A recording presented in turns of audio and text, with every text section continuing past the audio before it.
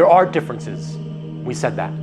The question is, how do we work through those differences? And this is point number 6. And I'm going to say it again. We need honest and open communication. So we need communication before marriage, and we need communication after marriage. Now, in conflict resolution, one of the most important points they tell you is that you have to communicate. Don't hold things back. Don't hold things inside. Communicate. Get your grievances out.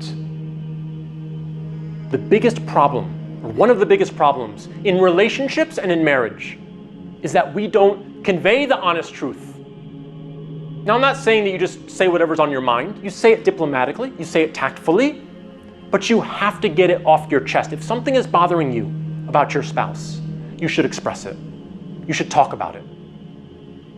And then we see so many times, not only in Muslim marriages, but in any marriage or any relationship, we see sometimes physical abuse.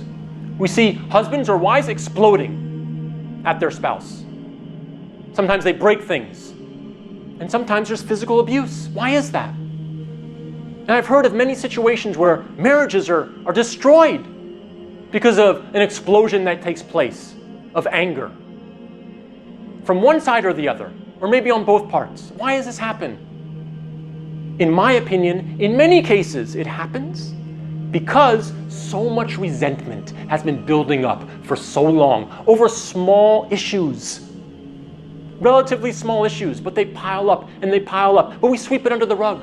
We say, oh, it's okay, I'll let it go. I'll let it go. Until it builds up like a volcano and then it explodes. I want you to listen to this hadith of the Prophet, peace and blessings be upon him. The companions were sitting with the Prophet, peace and blessings be upon him. And he said, coming upon you now is a person of Jannah. And a man walked in, and his beard was disheveled. He was carrying his shoes in his left hand. In other words, he looked like a normal guy. And then, a little time later, maybe another day or two later, they were sitting with the Prophet again, peace be upon him. And the Prophet, peace be upon him, said, coming amongst you now is a man of paradise. And the same man walked in. Same guy. And this happened another time. 3 times it happened. To the point that Abdullah ibn Amr, may Allah be pleased with him, he went to the man and he said, the Prophet, peace be upon him, said some amazing things about you. Can I stay with you? The man said, sure, of course. So he went and he stayed with the man for 3 nights. And he observed. And he saw the man doing his fard salah, just doing his daily routine. Stayed with him for 3 days. He didn't see anything special.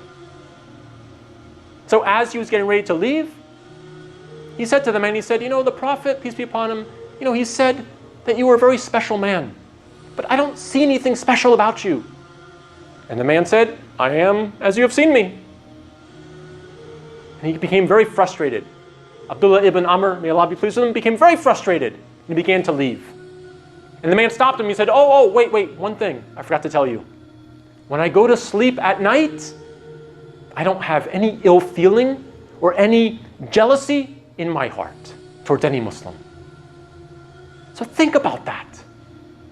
Here's somebody who went to sleep at night without any ill feeling in their heart. What about us as husbands and wives? Or friends even? Brothers, sisters, mother, daughter, son, father. We go to sleep and we have these ill feelings in our hearts. My wife, may Allah bless her, she taught me that we will never do this. And this is something new for me. We would have arguments. Yes, we had arguments. We had differences. But anytime we had an argument and we had a conflict, she would not let me sleep.